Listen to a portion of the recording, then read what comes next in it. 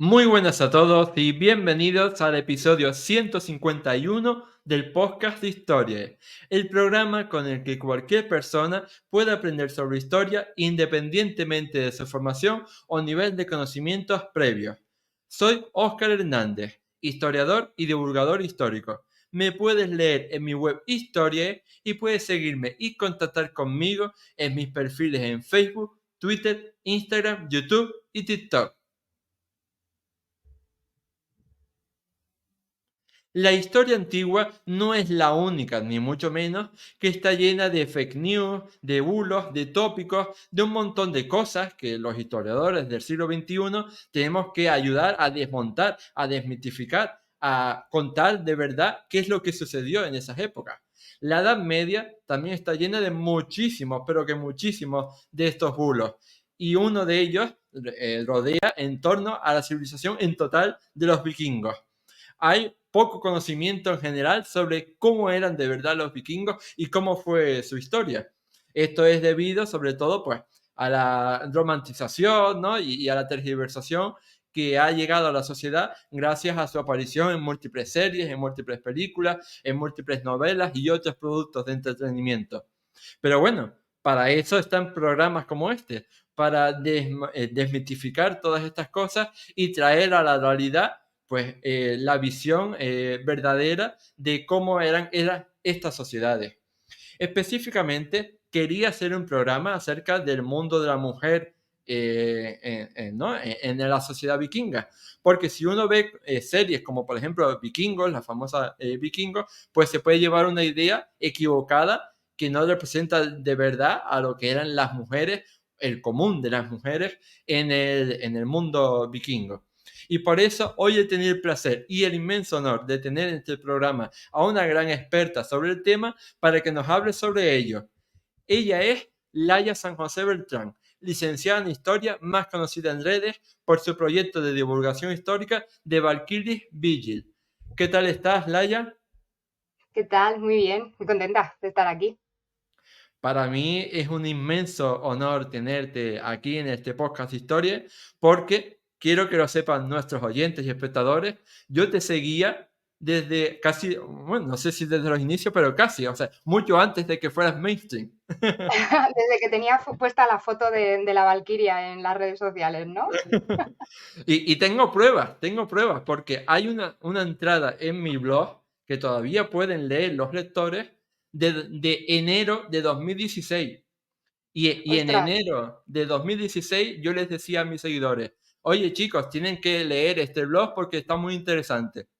Y ahí está publicada esa entrada oh, desde enero de 2016. qué guay, qué ilusión.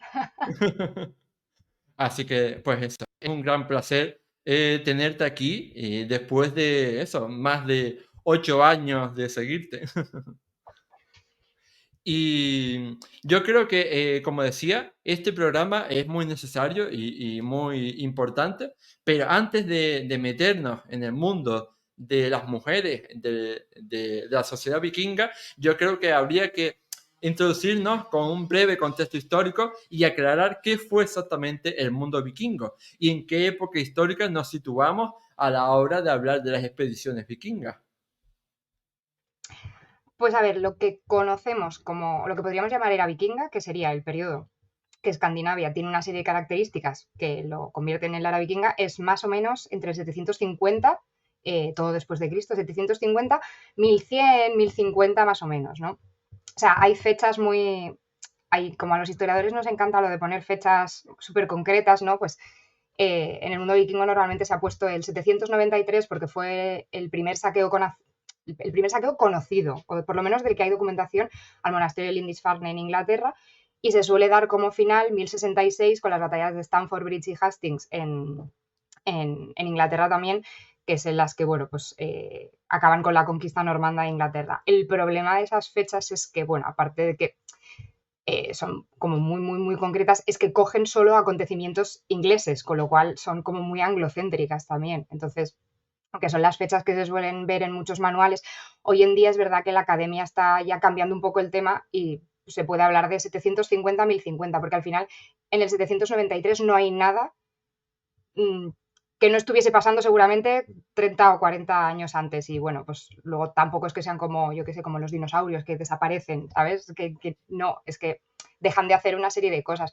Y al final eso es un poco lo interesante, ¿no? Que la era vikinga es un momento muy puntual, muy concreto dentro del final de la Edad del Hierro escandinava, es decir, es su última parte de la prehistoria, ¿no? Mientras Europa ya está viviendo su alta y su plena Edad Media, Escandinavia sigue en lo que sería su parte final de la prehistoria.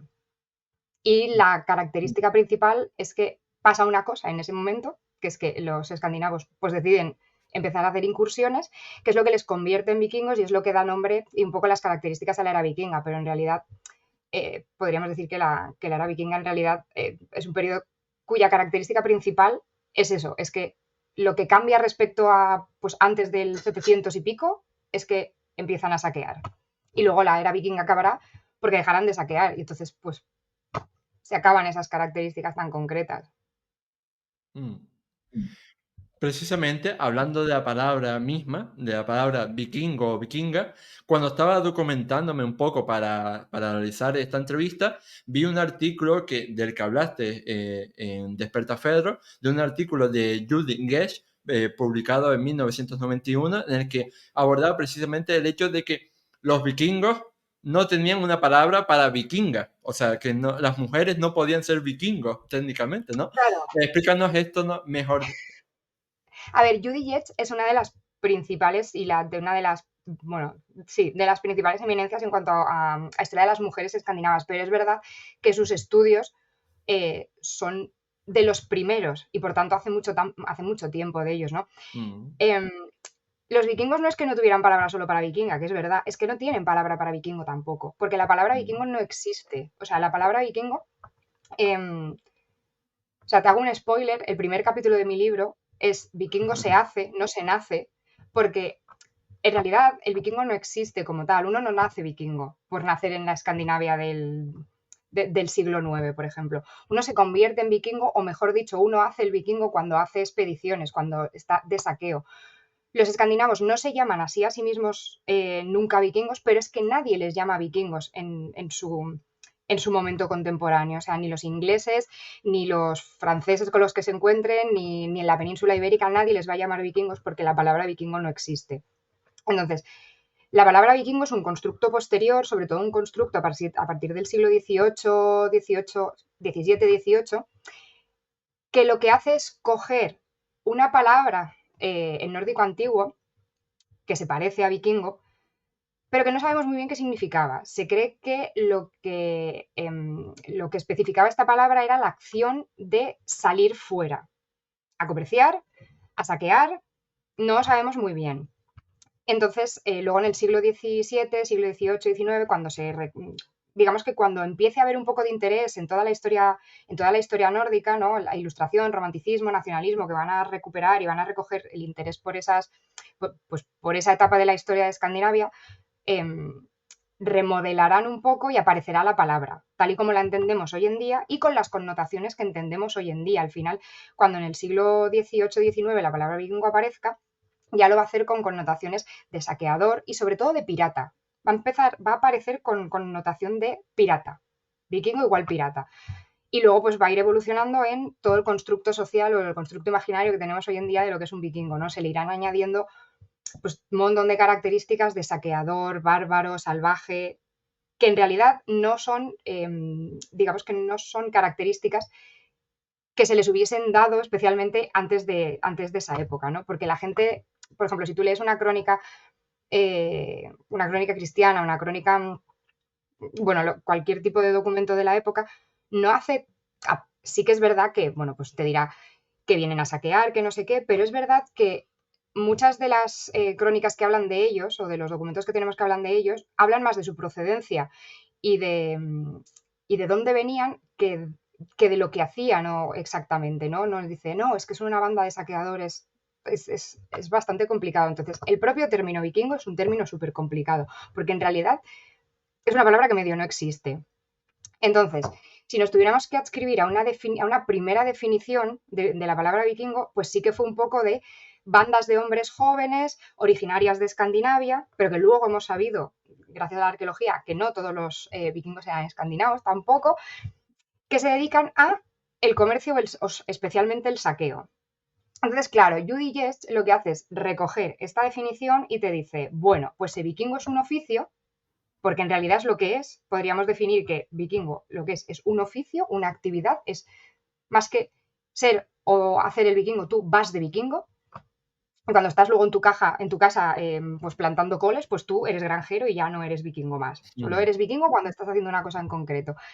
Pues claro, Judy en los años 90 recoge este término, un momento en el que los estudios sobre las mujeres tampoco están tan avanzados, y dice, bueno, pues si esto solo lo hacían los hombres, que ya sabemos que ahora sabemos que no, dice, pues entonces tampoco hay vikingas, pero como tampoco hay niños ni niñas vikingos, por ejemplo, o ancianos vikingos, porque no había gente de otras edades que hiciese eso. Entonces es un poco, ahí está un poco la idea de Judy Jetzt, ¿no? Que además ella es una autora que tira bastante más de la literatura, no tanto de la arqueología. Entonces, claro, la mayoría de mujeres que aparecen en la literatura son figuras literarias y ella es un poco más reticente pues a la idea de las mujeres guerreras, por ejemplo. No sé si desde que escribió el libro hasta hoy en día, porque sé que sigue en activo, ha cambiado un poco su discurso, que creo que sí. Ujú.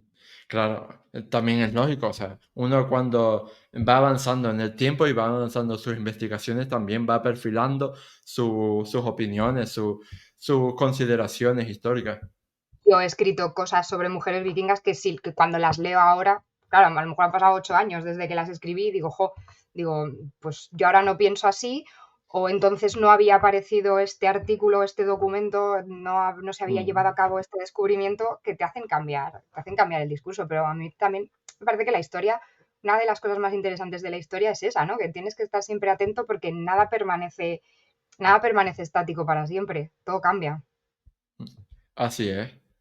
Y ya específicamente en el mundo de las mujeres, creo que a lo mejor lo más apropiado sería empezar hablando no de su etapa adulta, sino precisamente de su infancia y su adolescencia. A lo mejor en esa configuración de lo que después serían las mujeres adultas. Claro, al final la infancia y la juventud, porque la adolescencia es un concepto que no aparece hasta el siglo XIX-XX. O sea, Mm. somos adolescentes en realidad desde hace muy poquito tiempo. Mm, no es un periodo que se estudie demasiado, no es una etapa que se estudie demasiado, porque la historiografía la ha pasado bastante por encima, porque la arqueología muchas veces no ha dado suficiente importancia a lo mejor a los huesos pequeños que se encontraban en tumbas. Ha pensado muchas veces, esto lo explica súper bien Marga Sánchez Romero en su libro de Prehistoria de Mujeres, ¿no? Como muchas veces los huesos más pequeños se ha pensado que eran de animales y se ha pasado de largo y no se han estudiado. Entonces la infancia es una etapa de la que sabemos muy poco. A nivel arqueológico en Escandinavia hay un enorme problema, que es el de la conservación de los cuerpos. El tipo de, bueno, primero porque en líneas generales, aunque se cremaba y se inhumaba, durante mucho tiempo la cremación debió ser el método de enterramiento mm, más popular, con lo cual eso ya te borra de un plumazo mucho resto arqueológico, que si no contiene un ajuar funerario que te indique que esa tumba es de un infante o de una criatura, pues tampoco lo sabes. Pero es muy curioso porque en el mundo vikingo hay muchas tumbas que son muchos entierros son exactamente iguales que los adultos, pero con un cascabel. Y desde hace relativamente poco se sabe que ese cascabel lo que está indicando es que es la tumba de una criatura, de un niño o de una niña en vez de un adulto. Entonces, lo que nos indica la arqueología y lo que nos indican las sagas, que es la literatura nórdica medieval, que es de donde sacamos la mayoría de la información, cuando no tenemos arqueología que nos ayude, es que la infancia era una etapa muy corta de la vida de las personas en época vikinga, porque tú en el momento en el que eras una persona hábil y digamos que lo suficientemente desarrollada como para empezar a hacer ciertas tareas de la granja, que al final es lo que hay que hacer, tú ya pasabas a ser un pequeño adulto o una pequeña adulta y ya te ponías a hacer lo que pudieses hacer en la granja. Pero sí que sabemos que los vikingos y las vikingas disfrutaban de infancia, que la infancia debía ser un periodo, para quien se lo pudiese permitir, un periodo bonito y tranquilo, porque se han encontrado juguetes de niños y de niñas, eh, y eso nos indica que existía la infancia y que los niños pues eran apreciados, eran cuidados. Y bueno, pues los niños y las niñas, sobre todo las niñas, ¿qué hacían en su infancia? Pues primero jugar, seguramente, y luego empezar a aprender todas aquellas tareas que luego el día de mañana iban a desarrollar. Y probablemente no hubiese una distinción de género o de sexo tan clara como nosotros creemos, ¿no? No, a las niñas solo se les enseñaba a coser y los niños a la guerra. Y es como ya, no, porque no todos los niños fueron a la guerra tampoco. O sea, igual estamos aquí convirtiendo a los vikingos en guerreros por encima de nuestras posibilidades, cuando la Mm. mayoría eran granjeros. Entonces, seguramente aprenderían las cosas más relacionadas con su clase que con su género, probablemente. Y porque eso casi siempre ha sido así.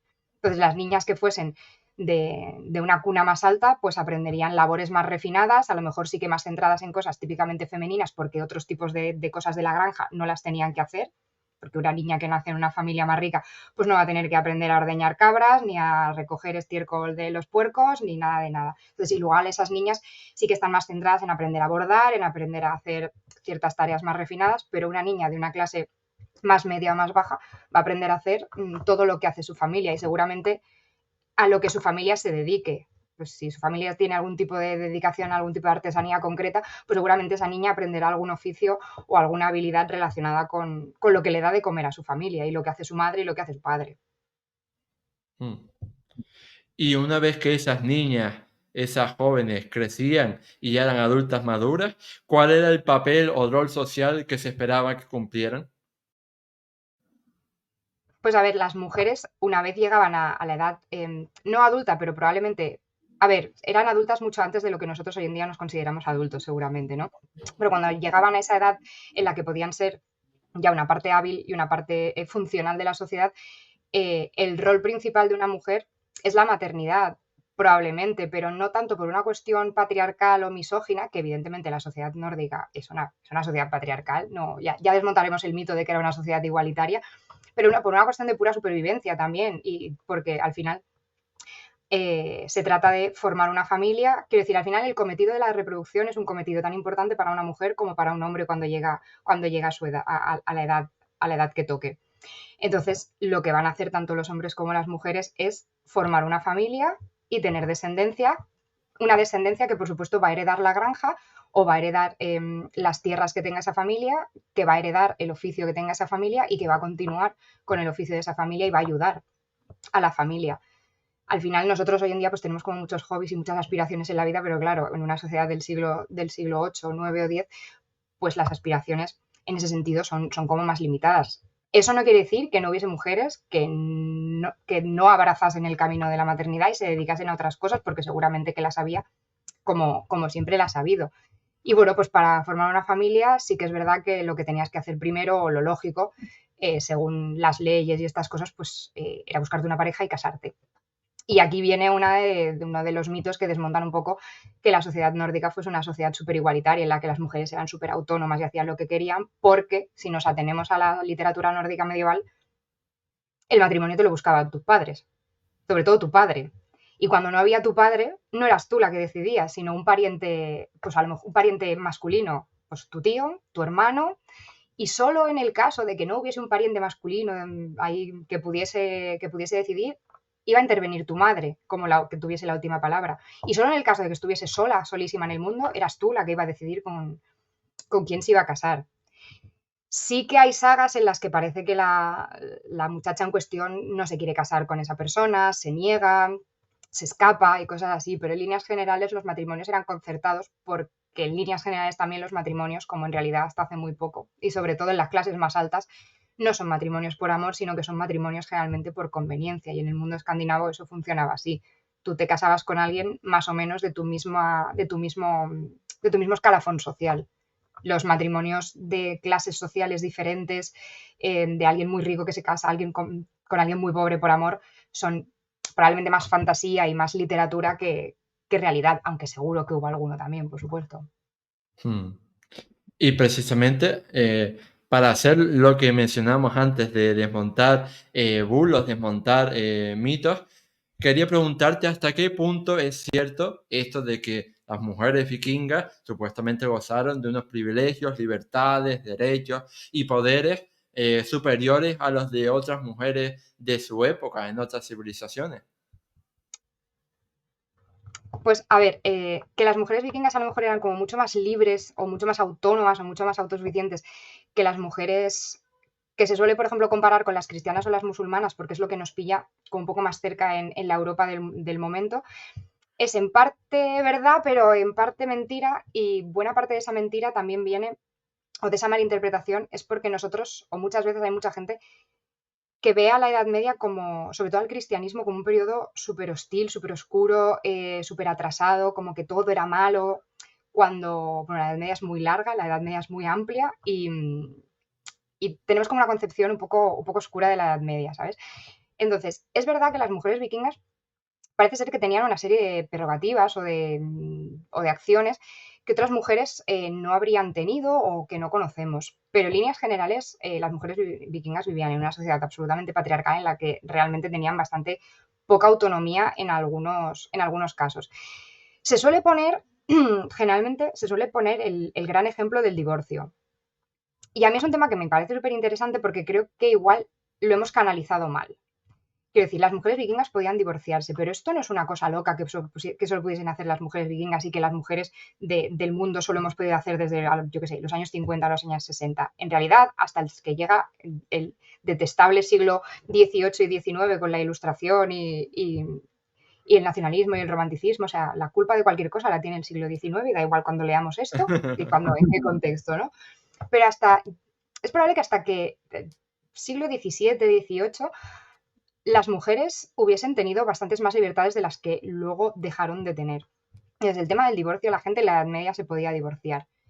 Lo que hace diferente a las mujeres escandinavas, a lo mejor de esas mujeres cristianas que se podían divorciar, es que para divorciarse no solo hay que tener ganas, hay que tener posibilidades de luego sobrevivir. Porque tú te puedes divorciar, pero si luego tú no tienes dónde ir o no tienes cómo remontar tu vida, ese divorcio en líneas, o sea, ya no es una elección tan libre, no te puedes divorciar. Y esto le ha pasado a muchas mujeres hasta hace muy poco. Cuando las mujeres no tenían autonomía económica, divorciarse era una opción que estaba ahí, pero no era una opción plausible porque luego, ¿qué hacías si no tenías dinero, no tenías dónde ir? Para mí la principal diferencia que existe para que las mujeres vikingas aparentemente sí llevasen a cabo más veces o de forma más habitual el divorcio es que a la hora de conformar un matrimonio en época vikinga se juntaban como distintos montos de dinero. No solo estaba la dote, sino que había otros montos que aportaba tanto la familia más, la parte del novio como la parte de la novia, y que eran de los dos. Y es más, no solo es que fuesen de los dos, es que en el caso de divorcio la mujer recuperaba una parte de ese dinero o de esas propiedades. Y según las leyes y según las sagas y los códigos legales, si se demostraba a lo mejor que el matrimonio se había disuelto por culpa estrepitosa del marido, es decir, pues por violencia de género, por cosas así, por cuestiones muy gordas, la mujer todavía se podía llevar más dinero. Entonces, claro, si tú te puedes divorciar, pero te puedes llevar una parte de tu dinero como para a lo mejor poder rehacer tu vida, por supuesto volverte a casar, porque lo normal no era quedarte, a no ser que fueses una mujer ya mayor, cuya labor reproductiva pues ya había terminado y demás, normalmente tú te volvías a casar. Pero yo creo que la diferencia principal un poco también no solo es en que pudiesen hacerlo a nivel legal, sino que podían hacerlo eh, no solo sobre el papel, sino también en la práctica. Y creo que eso es una cosa que las diferencia mucho a lo mejor de otras mujeres en otros contextos geográficos o religiosos y demás. Y, pero hasta qué punto eran muchísimo más libres que otras mujeres, a mí me parece que es un poco más mito que otra cosa, porque como hemos ido haciendo esta bola cada vez más grande de las mujeres vikingas como mmm, absolutamente autónomas, yo creo que ahí choca, que nosotros nos hemos venido muy arriba, otorgándole una autonomía a las mujeres vikingas que a lo mejor tampoco tenían, con tener una visión increíblemente negativa y estereotipada para mal de las mujeres en época cristiana también, bueno, en época cristiana, en época medieval también. Entonces yo creo que si equilibramos un poco la realidad de las dos cosas, veremos que en el fondo a lo mejor en algunos puntos no eran tan diferentes. Mm. Sí, eso es evidente. O sea, yo creo que a lo largo de la historia se ha manipulado y se ha tergiversado tanto la memoria colectiva sobre ciertas épocas o ciertos personajes, ¿no? Y ciertos procesos que al final ya ni sabemos cómo eran. Claro, es como, pues en el caso de las mujeres vikingas, es como verlas siempre, pues hemos pasado como de 0 a 100, ¿no? Como de solo Mm. verlas al calor de la óptica más más victoriana, a lo mejor más decimonónica, de la gran mujer que está en la casa y solo está en el espacio doméstico, haciendo las labores de la granja, manejando el servicio, como si todas fuesen ricas, ¿sabes? Porque es como, bueno, Mm, vale, pero no todas eran ricas, a darle la vuelta de golpe, porque claro, han irrumpido con muchísima fuerza productos culturales de la envergadura de Vikings, de Last Kingdom y compañía, en los que hay mm, mujeres vikingas absolutamente poderosas, en una cantidad muy exagerada, porque no es que no existiese una lagerta, seguro que hubo, pero claro, bandas de tantas lagertas juntas a lo mejor no era lo habitual. Entonces es como que, como estamos muy ansiosos, y es normal, porque al final los personajes femeninos poderosos, autónomos, independientes, que no solo sean la damisela en apuros, que hay que salvar y todo el rollo, son tan pocos que estamos tan ansiosos de tener personajes femeninos fuertes y protagónicos con los que sentirnos identificados que cuando los vemos, pues nos gustan mucho, mucho, mucho, mucho, mucho y nos venimos como muy arriba también, ¿no? O sea, a mí me parece que ha sido un poco, que ha pasado un poco eso, ¿no? Que le hemos dado como la vuelta a la tortilla como muy rápido y como muy de 0 a 100 y es como, bueno, igual deberíamos encontrar un poco el quórum aquí, ¿sabes? Ni una cosa ni la otra, a lo mejor, o intentar ser lo mm. más, lo más históricos posible.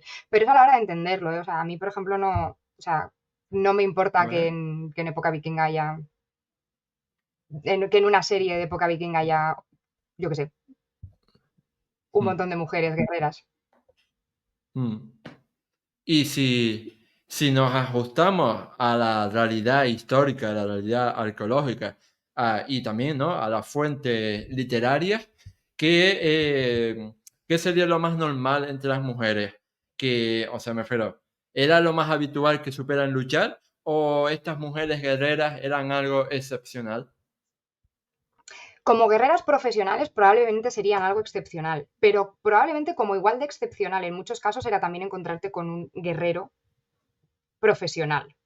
Porque yo creo que aquí vuelve a pasar lo mismo, ¿no? Tenemos un problema y es que creo que tendemos a pensar que todos los vikingos eran guerreros. Y es como, no. Seguramente muchísimas personas en la época vikinga en Escandinavia no salieron de su granja más que para ir a comerciar algunos puntos comerciales que tuviesen cerca. Entonces, creo que nuestro problema también viene en que cualquier cosa, cualquier tumba que nos encontramos con un arma, sea el arma que sea, y creemos que es masculina, decimos, ¡buah, la tumba de un guerrero! Y es como, jo, chicos, igual nos hemos venido muy arriba y hemos empezado a Mm, llamar guerrero a todo lo que se nos ha pasado por delante, cuando a lo mejor lo que primero deberíamos hacer es definir lo que es ser un guerrero, porque claro, también lo miramos desde una óptica absolutamente presentista y tampoco sabemos muy bien qué significaban algunas cosas en el mundo nórdico. En las sagas hay mujeres que luchan, que son las Skjalm o las Skjalmer, que al final son productos literarios. Porque además es una cosa muy graciosa, o muy graciosa, más que graciosa, es una cosa muy curiosa, porque en las sagas, estos personajes femeninos que luchan tienen un nombre propio, que sería pues el equivalente a doncella escudera o shield maiden. Pero ese nombre no existe fuera del contexto de la literatura nórdica medieval, o sea, no lo encontramos en ningún otro sitio, y no existe antes de ese contexto de la literatura nórdica medieval. Es decir, es un término que en algún momento se crea para llamar a esas mujeres de la literatura nórdica medieval que luchan subvirtiendo los roles, porque siempre se te hace hincapié en que esas mujeres subvierten los roles establecidos. Sin embargo, no tenemos ningún término equivalente para los hombres que luchan. Entonces, ese ya debería ser un primer, ¿sabes? Como un primer warning que nos dijese, vale, estos personajes que en la literatura nórdica existen, igual son personajes literarios. Además son personajes como muy canónicos porque casi siempre siguen el mismo patrón, ¿no? Es una mujer joven, siempre son mujeres jóvenes, mujeres que todavía no se han casado. Entonces, igual los guerreros, igual quien salía de saqueo, fuesen hombres o mujeres, eran hombres jóvenes antes de establecerse, antes de casarse, antes de pues, establecerse en una granja con su familia, pues para adquirir riqueza, para adquirir estatus, y luego ya pues devolvías con tu botín a tu casa. Ya eras más rico de lo que eras antes, a lo mejor tenías acceso a un matrimonio mejor y ya te podías pues dedicar a ser granjero, un granjero con un estatus económico bastante más interesante el resto de tu vida. Porque al final no es lo mismo saqueo que luego todas las expediciones de conquista y ya expediciones muchísimo más formadas y armadas que luego desarrollaron. Entonces, en las sagas parece que las mujeres que luchan son eso, son mujeres jóvenes que por algún motivo subvierten roles de género, pues porque son la única hija de su padre y cumplen un rol masculino, entre comillas. Porque no les gusta ser un poco la rebelde, ¿no? La que no le gusta el rol femenino que le ha tocado, cosas así.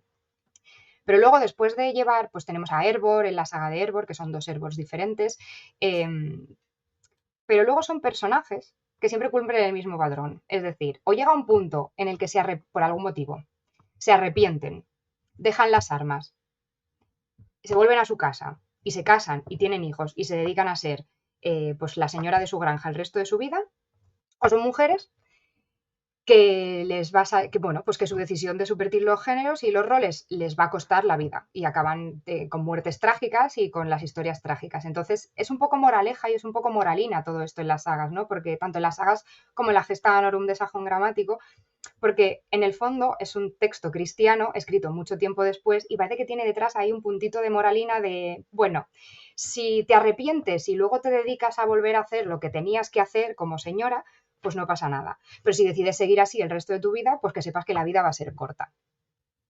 Pero claro, esto es la parte literaria, ¿no? Y el hecho a lo mejor de que la palabra Shilmaiden o de que el concepto de doncella escudera solo exista como tal en la literatura, no quiere decir que las mujeres vikingas no se dedicasen a la guerra en algunos casos concretos, porque aparte de la literatura, la arqueología está ahí y la arqueología es muy clara. Quiero decir, hay varios hallazgos arqueológicos de tumbas que se ha podido sexar que los cuerpos son femeninos, no masculinos, o sea, con análisis osteológicos concluyentes, con análisis de ADN, que ya sí que no dejan ningún tipo de lugar a dudas a la biología de la persona que está en la tumba, que son mujeres con un ajuar funerario marcial, bélico, que en el momento en el que ese ajuar se creía que era de un hombre, estaba clarísimo que eso era un guerrero, ¿no? Por ejemplo, el caso más flagrante es el de la tumba de Birka, el de BJ 581, porque al final es un hallazgo muy antiguo del siglo pasado, del siglo pasado, pues de 1878 creo que es, que eso cuando se descubre el ajuar funerario es tan exagerado a nivel bélico, 2 espadas, escudos, o sea, 2 caballos, es una locura de ajuar funerarios. Hay muy pocos ajuares funerarios de militares de esa envergadura. Que no hubo ninguna duda de que, aun teniendo el cuerpo, que le podían haber echado un ojo al cuerpo y entonces a lo mejor ya se habrían dado cuenta de que igual no, pero estaba tan claro a través del ajuar funerario que no tuvieron dudas de que eso era un hombre, era un guerrero. Pero claro, hoy en día se pueden hacer otro tipo de análisis y pues desde hace unos años sabemos que la persona que ahí estaba enterrada era una mujer. Y no es, o sea, igual es el caso más exagerado porque al final a nivel mediático también se hizo súper famoso porque empezó a salir en prensa titulares horrorosos, o sea, como de la mitad de los ejércitos vikingos eran mujeres, las mujeres luchaban igual que los hombres en época vikinga y como, wow, igual os estáis flipando un poco porque quiero decir, es un hallazgo, pero hay otros.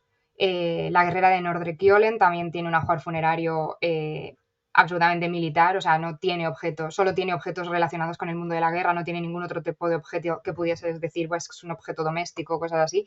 Y además en una reconstrucción facial que se le hizo, se pudo ver que tenía una herida en la frente de un hachazo o de un espadazo, que es como, vale, te está diciendo que esa persona murió en un contexto bélico también. Entonces, una cosa son las figuras literarias, como nosotros en nuestra fantasía y en nuestra literatura tenemos figuras literarias de muchos tipos, pero luego la realidad arqueológica lo que nos está diciendo es que las mujeres no eran ajenas al mundo de la guerra y que no son una anomalía o no fueron una anomalía como se suele pretender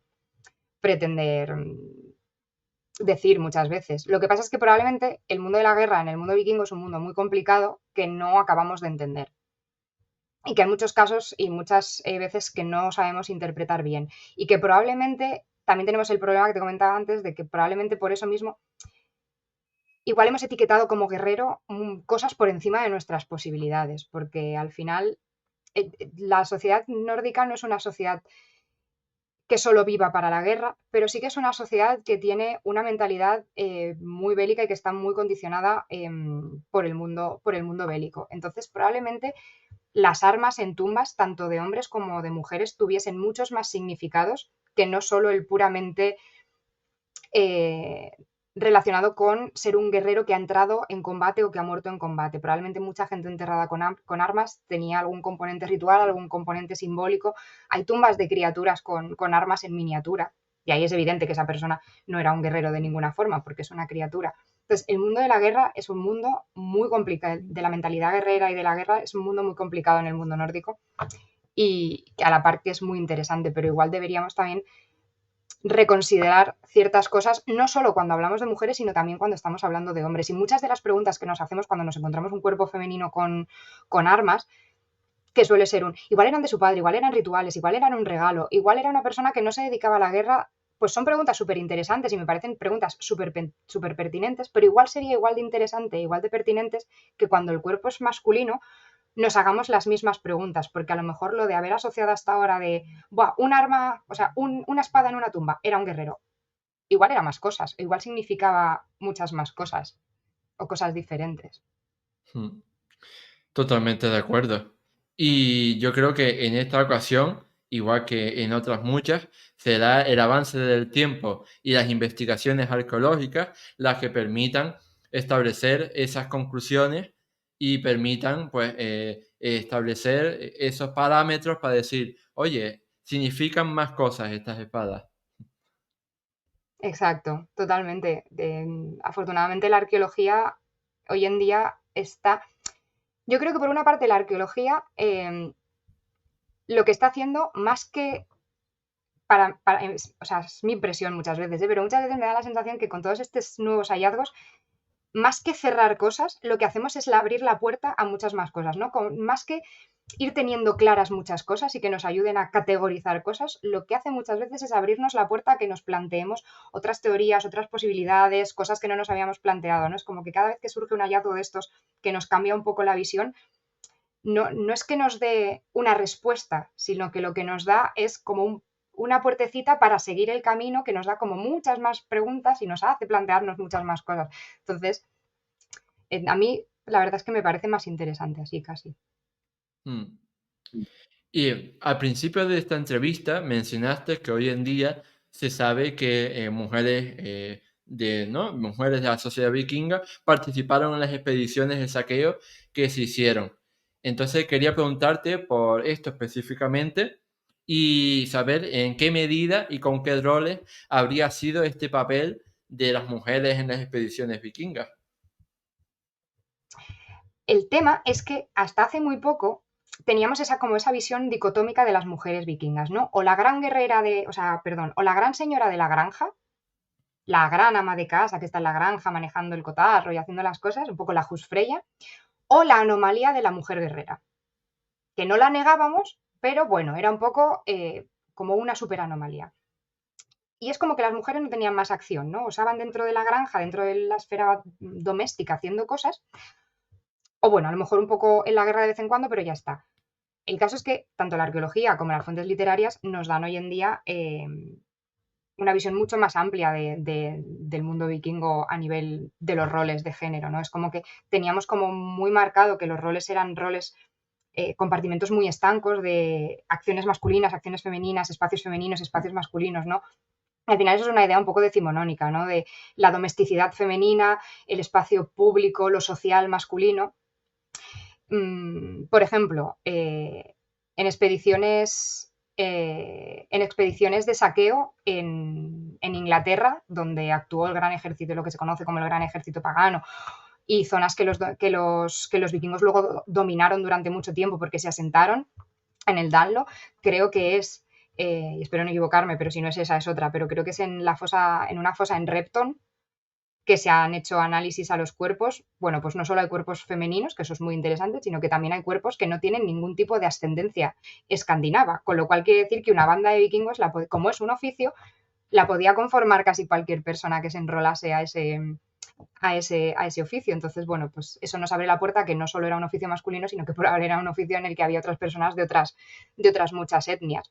Las mujeres a las expediciones, si había mujeres que se dedicaban a la guerra, ¿por qué no iban a ir a esas expediciones? A lo mejor es verdad que para las mujeres el mundo de la guerra era un mundo muy, muy circunscrito a no estar casada, no haber establecido todavía una familia. A lo mejor era una opción para las mujeres que o decidían no casarse o todavía no lo habían hecho. Pues, por ejemplo, para las mujeres jóvenes, porque es verdad que los cuerpos con armas que se han encontrado son de mujeres relativamente jóvenes.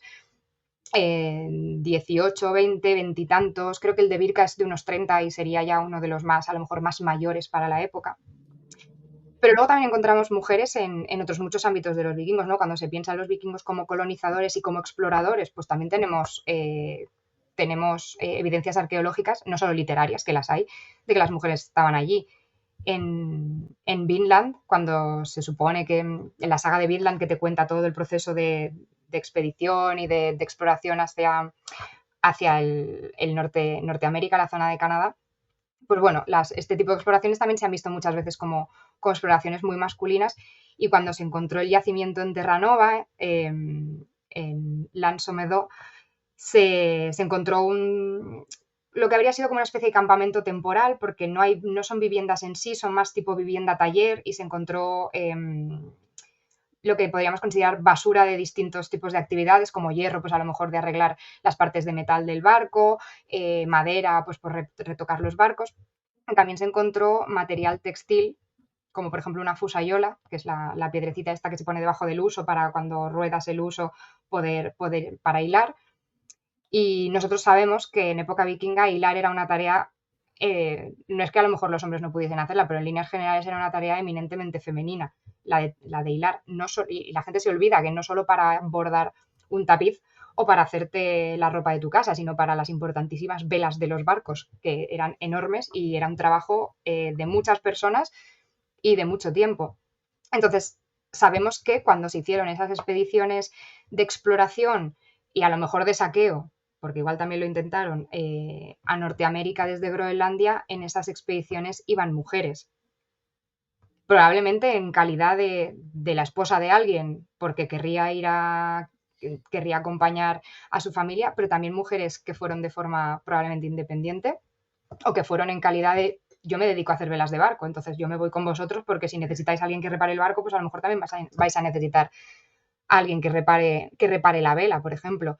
Y las sagas de Vinland, que son la saga de los groenlandeses y la saga de Erik el Rojo, sí que te mencionan mujeres, como la conocidísima Freydis Eiriksdottir, que se fue allí a hacer un poco el mal, porque la tía era un poco pendenciera, pero también te menciona a Gudrun, que es una mujer que va con su marido. Y bueno, la historia es como muy nacionalista y muy idílica porque se supone que estando allí estaba embarazada y dio a luz en territorio americano entre comillas, a un niño llamado Snorri, considerado el primer europeo que nació nunca en América. Pero las mujeres estaban ahí. Y por ponerte un último ejemplo, el tema del comercio. El tema del comercio siempre ha sido un tema considerado bastante masculino, sobre todo en lo que es el comercio de salir de casa e irte a otro sitio a comerciar. El comercio dentro de la granja, es evidente que las mujeres participaban en la economía familiar. Quiero decir, si tú te dedicabas a lo mejor a hacer peines, pues seguramente las mujeres de tu familia participaban del proceso. Pero más la parte de coger toda tu artesanía o todo tu producto para vender e irte a un mercado, tanto dentro como fuera de Escandinavia, para venderlo, siempre se ha pensado desde una óptica muy masculina. Y sin embargo hay yacimientos arqueológicos tanto dentro como fuera de Escandinavia, sobre todo en la zona del Báltico, desde Birka hasta sitios que es Suecia, hasta sitios en la zona del Báltico, donde se han encontrado tumbas que se sabe que son tumbas nórdicas por el tipo de joyería que hay en el ajuar funerario, los típicos broches estos ovales que son súper característicos de las mujeres vikingas, que están enterradas con balanzas de pesar plata. La balanza de pesar plata, cuando se encuentra en un cuerpo masculino, siempre se ha dicho, porque era un comerciante. Pues si encontramos tumbas de mujeres tan lejos de sus hogares, a lo mejor, y con objetos que denotan participar en el comercio, es que las mujeres también no solo participaban del comercio produciendo dentro de casa o produciendo dentro de Escandinavia, sino también llevándoselo fuera para vender. Entonces, al final, creo que la cuestión es no solo remitirse a las nuevas pruebas arqueológicas, que es muy interesante, sino que una lectura con un poco más de atención de las propias fuentes literarias que siempre han estado ahí, ya te deja ver que las mujeres que no eran que no eran una anomalía fuera de su casa y que estuvieron en muchísimos más espacios que la esfera doméstica. Pero las vikingas y casi cualquier mujer de casi cualquier época y sociedad.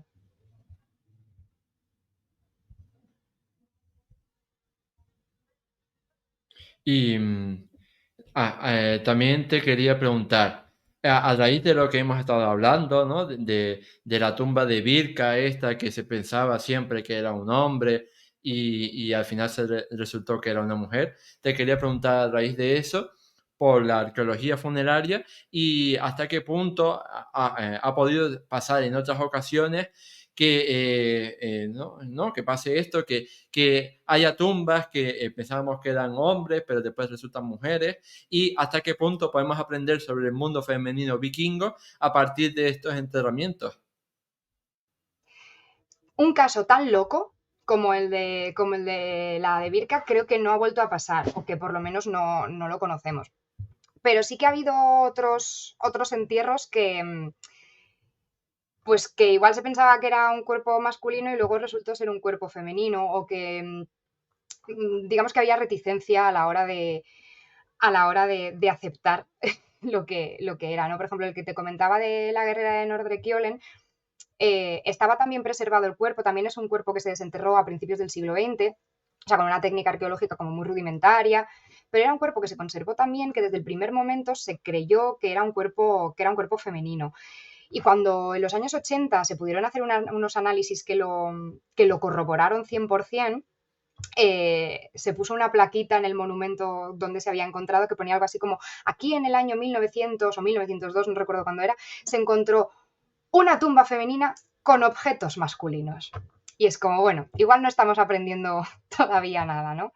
Entonces, yo creo que más que cambiar la historia, hallazgos como el de Birka, lo que nos tienen que hacer es replantearnos la forma en la que nosotros sexamos una tumba y sobre todo la forma en la que nosotros, desde nuestra perspectiva actual, nuestros prejuicios, sesgos e ideología, no necesariamente de una forma deliberada y consciente y en plan es que somos malos, no. Pero es verdad que tenemos que empezar a pensar que igual lo que hemos estado haciendo de sexar y otorgar valores y roles y género a unos objetos en base a lo que nosotros consideramos, pues igual no siempre da los resultados esperados. Igualmente, en el mundo vikingo se suele sexar por ajuar, por lo que te comentaba antes, muchas veces no hay cuerpo porque se creman. Y el otro problema es que cuando hay cuerpos, digamos que la calidad, la acidez del suelo en Escandinavia hace que los restos arqueológicos, o sea, que los restos orgánicos, el material orgánico no se preserve bien. Por eso es muy raro encontrar pues textiles, madera y por supuesto huesos. Entonces, cuando se conservan los huesos no siempre tienen la calidad suficiente como para poder analizarlos ni osteológicamente hablando ni a través de pruebas genéticas. Entonces, el mundo vikingo se sexa mayormente a través del ajuar funerario. Y el ajuar funerario, pues nosotros le hemos otorgado a los objetos unos roles. Cuando se encuentran ajuares funerarios que contienen cierto tipo de joyería, como cierto tipo de broches o hebillas y armas, pues se dice, esto es una tumba masculina. Cuando se encuentran ciertos tipos de broches, como broches ovales, broches de estos de fíbula para atarte la camisa por delante, objetos domésticos, considerados domésticos, como objetos de cocina, u objetos textiles, pues se dice esto es una tumba femenina. El problema es que a nosotros nos parece que esto queda muy claro y en realidad en la mayoría de casos las tumbas o no tienen ajuar o tienen muy poco ajuar y es algún tipo de objeto que dices esto no sé si es de un hombre o una mujer, o tienen un batiburrillo de objetos que dices no sé decirte quién hay aquí dentro. Entonces, en líneas generales, la mayoría de las tumbas de época vikinga son muy difíciles de sexar y el porcentaje de tumbas sexadas probablemente es mucho más bajo, no sexadas, perdón, es mucho más alto que el de las tumbas sexadas de decir, esto seguro que es una mujer o que es un hombre. Entonces, lo que creo que estos hallazgos nos tienen que hacer pensar es que, uno, igual este tipo de forma de sexar tiene cierto prejuicio detrás que hace que no siempre sea así, y luego pues abrir las posibilidades o abrir las interpretaciones a otro tipo de posibilidades y de opciones y no cerrar la puerta a ciertas cosas, ¿no? O sea, y que si tú te encuentras un cuerpo con armas, solo armas, ningún objeto que te pueda identificar si el cuerpo es masculino o es femenino y tú ni por la osteología ni por los análisis de ADN o genéticos puedes determinar si es un hombre o una mujer, pues lo correcto y lo justo sería decir un cuerpo que no sabemos si es femenino o es masculino, que seguramente es una persona que se dedicaba a la guerra, no hacer como hasta ahora y ponerle la etiqueta guerrero, porque a lo mejor el día que podamos analizar, si se puede analizar de alguna forma ese cuerpo, pues nos llevamos una sorpresa. Yo creo que hallazgos como el de Birka cambian la historia, pero no a un nivel exagerado, sino que lo que hacen es hacer que nos replanteemos cosas que hemos estado dando por sentadas o dando por supuesto hasta hace muy poquito. Mm, muy bien dicho. Y precisamente ahora quería acercarme hacia el final de esta entrevista pidiéndote que dieras un mensajito a todos los fans intensos de series como Vikingos o como The Last Kingdom y decirles las diferencias, precisamente remarcar todas las diferencias que hay entre las mujeres vikingas que podemos ver en esta serie o como la propia Lagersa, ¿no? U otras, y las mujeres vikingas reales. ¿Quieres dejarles algún recadito? A ver, en The Last Kingdom es verdad que Last Kingdom es una serie basada más en, vamos a ponerle comillas, hechos reales, porque sí que se basa más en todo lo que sabemos de el paso de los vikingos por Inglaterra. Nos salen personajes históricos y es todo un poco, pues, aunque es medio inventada, pero sigue toda esa línea de los acontecimientos. Vikings es una mezcla de hechos históricos con tramas que no aparecen en ningún sitio histórico, solo en las sagas. Por ejemplo, toda la trama de Ragnar es una trama de saga, que es más bien mitológica. La figura de la Berta es la figura sacada de lo que nos cuenta Sajón Gramático en la Gesta Danorum. Entonces, son las diferencias, es que son muchas, pero yo creo que lo que la gente tiene que saber cuando vea cualquiera de las dos producciones es que son lo que a mí me gusta llamar, y seguro que mucha gente lo hace igual, para mí son productos de historia ficción o de ficción historiada. Es decir, tú vas a hacer un producto de ficción, porque al final es un producto cultural, es una película, pero para basarte en ello, pues vas a coger acontecimientos y hechos históricos. Lo que creo es que la gente tiene que tener bastante claro lo que está viendo y ser consciente de lo que está viendo. Si tú quieres aprender historia vikinga 100% verídica, pues te vas a tener que ir a ver un documental o te vas a tener que ir a comprar un libro que hable de eso o apuntarte a la universidad y con un poco de suerte que te toque alguna asignatura del tema. Pero lo que te encuentras en una serie, por muy bien documentado que esté, no va a dejar nunca de ser ficción. Y yo como ficción la abrazo, yo no tengo ningún inconveniente en como ficción ver productos que igual no se ajustan 100% a la realidad, porque por ejemplo en la serie Vikings sí me parece un poco más, Vikings, perdón, The Last Kingdom sí me parece un poco más ajustada a la realidad en el sentido de que aparecen mujeres luchando, pero tampoco es una cosa ahí exagerada y loquísima. Que yo qué sé, igual la arqueología en algunos años nos demuestra que sí que había mujeres a mogollón, ¿sabes? Pero tenemos el personaje de Brida, por ejemplo, y cosas así. Pero la serie Vikings, toda la trama de la Gerta es una saga, o sea, una trama que sale de las sagas. Y luego con mucho añadido, porque en las sagas sale. O sea, en las sagas o en la Gesta Danorum sale la Gerta, pero luego la Gerta tiene todo ese séquito de mujeres, esa banda toda de mujeres. Pero, por ejemplo, hay alguna. En la Gesta Danorum también, creo que es Gramático también el que cuenta que. No me acuerdo cómo era el nombre, pero no sé si es princesa o es una chica así como de alta, una vikinga de alta cuna que dice, yo paso de ser aquí ama de casa, yo me voy a ser pirata por ahí y se lleva con ella a un grupo de mujeres y tienen ahí un barco capitaneado por ella, formado por mujeres que se dedica a saquear y a asaltar pues a distintos, creo que por la zona de Dinamarca. Entonces, bueno, creo que hay que saber más que intentar. Que yo eso, por ejemplo, lo hacía cuando abrí el blog, ¿no? De analizar históricamente la serie, pero yo no lo hacía para desmerecer a la serie, para decir, mira qué mal hecha está la serie y tal. Yo lo hacía porque me parecía interesante que si tú disfrutas de un producto y luego quieres saber lo que hay de real y lo que se ha ficcionado, pues lo puedas saber. Y a mí eso es lo que me interesa. Yo cuando veo productos culturales que tienen base histórica, yo es lo que hago, verlos, disfrutarlos y decir, anda, mira, esto lo han hecho igual que la historia. Anda, mira, esto lo han cambiado. O, ostras, aquí han juntado dos tramas históricas. O mira, estos dos personajes en realidad no eran dos, ¿sabes? O cosas así. Y yo creo que, y da igual si es de vikingos o de cualquier cosa, pero yo a todos los fans súper intensos con los productos culturales estos históricos, que ahora tenemos estos días el drama servido en redes por el tráiler de Gladiator 2, pues yo les diría que disfruten. O o sea, yo ya sé que está mal, entre comillas, históricamente hablando. Pero es que yo cuando voy al cine o me leo una novela o veo una serie, yo me quito las gafas de historiadora, yo me pongo las gafas de espectador y yo disfruto de un producto cultural. Y si luego quiero saber otra cosa, pues me busco donde verlo. Pero es que me parece que si no es muy amargado ver pelis o juegos o series con ese esto no es así, es como muy agotador, porque nunca va a estar bien, es una serie. Te vas a tener que inventar algo sí o sí en algún momento. Mm. Sí, tienes toda la razón. Y sí, yo soy de esos que han creado contenidos a reacción del tráiler de Gladiator 2. Pero es que a mí eso me Así. parece súper guay. O sea, a mí me parece súper guay ver el tráiler y que salga, yo qué sé, me lo invento, un elefante. Y tú decir, ¡buah! Qué escena más guay, ¿no? Y que te venga un historiador de Roma y te diga, pues mira, chicos, la escena mola un montón, pero ¿sabías que los romanos no usaban esto para hacer no sé qué? Y es como, ostras, qué guay, pues mira, he disfrutado un montón de la película y encima he aprendido otra cosa. Yo, si veo una cosa en una peli, automáticamente mi cerebro no dice, ostras, esto es realidad histórica, esto seguro que era así. Entonces yo creo que es el chip que tiene que cambiar la gente. Una peli no está para aprender historia, está para suscitarte curiosidad en algunos temas y que tú luego ya la aprendas de una forma seria o como más rigurosa o más verídica, no sé. Y mira que el mes de agosto se viene intenso porque está la serie esta Those About to Die de Sí. Vespasiano. Y se ha estrenado Vikings Valhalla, la tercera y última Mm. temporada, que no la he visto todavía y la tengo que ver, pero ya he visto por ahí gente volviéndose muy loca y digo, madre mía, digo, ya tenemos drama otra vez.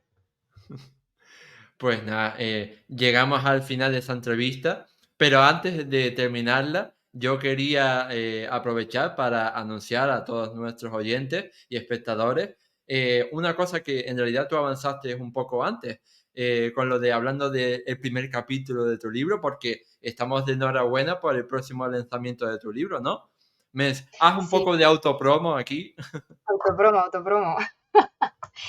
Pues sí, saldrá de hecho, como te comentaba el otro día mientras preparábamos lo de la entrevista, estoy revisando el texto final del libro, después revisando fechas y revisando que no hayamos dicho ninguna tontería en ningún sitio, a ser posible. Y se va a maquetar en breve y después de estas próximas semanas de verano se va a la imprenta y saldrá el 17 de octubre. El 17 de octubre. Claro, parece que queda mucho tiempo, pero claro, es que está el verano por ahí en medio y claro, la gente en las editoriales también, y en las imprentas y en los sitios también se coge vacaciones, entonces teníamos que dejarlo listo antes del verano y lo que te comentaba, ¿no? Las editoriales de forma interna empiezan a anunciar las cosas con mucho tiempo de antelación. Y pues hubo gente que lo vio, pues porque trabaja en ciertos sitios o porque tiene acceso a esas cosas y entonces me empezó a llegar gente que me decía, he visto tu libro, he visto tu libro, y entonces decidimos anunciarlo con un poco de tiempo pues como para tener un poco la exclusiva nosotras mi editora y yo de anunciarlo y no de que no pasa nada si te lo anuncia otra persona, pero a nosotros nos hacía ilusión ponerlo nosotras, entonces dijimos, venga, va, como ya parece que hay gente que ya lo sabe, vamos a ponerlo. Y nada, pues eso, el 17 de octubre y se titula La huella vikinga y queda feo que lo diga yo, pero es un libro que nos ha quedado muy chulo, la verdad. No me cabe la menor duda.